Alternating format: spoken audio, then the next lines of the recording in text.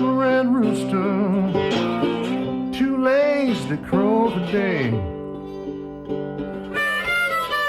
Built 24 guitars altogether. It keeps everything around my barnyard.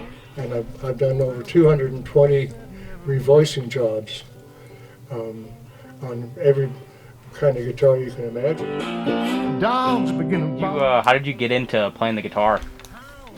Well, let's see. I started to sing in grammar school. I always loved doing that. I was in the choir, sang soprano back then. And then I started playing violin when I was 14. And no, that's when I quit. I started when I was 10, I guess. I played for 4 years.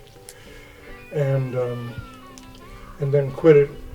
And when I was in college, I think my freshman year, I went to a party and there was one guy with a guitar. He knew about 3 chords, and he had 4 women sitting around him. I thought, shit, I can do that. So I bought a guitar.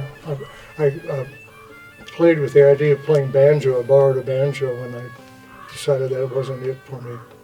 So I got a Harmony Sovereign. Would have been 1962, I think, 61, and started playing and learning songs.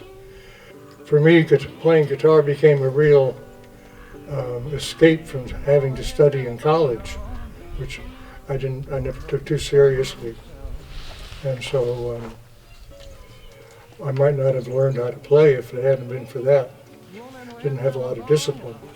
But if it was a choice between reading something I didn't like or playing my guitar, I'd pick up the guitar and start playing. A guitar store over in Berkeley, John Lundberg, on Shattuck Avenue off University. And he would reach inside and shave the braces down to bring out more sound. And Jerry said that his band used the acoustic guitars that John Lundberg had worked on. And he said they sounded a lot better than they did originally. So ultimately, 10 years later, I was able to buy a couple of guitars from Lundberg and talk to him about what he did. And later on, I had to sell one of the guitars. And I thought, I'm going to see what he's done to this and do the same thing to my original Martin. So I started working on braces. What's your favorite thing about building a guitar?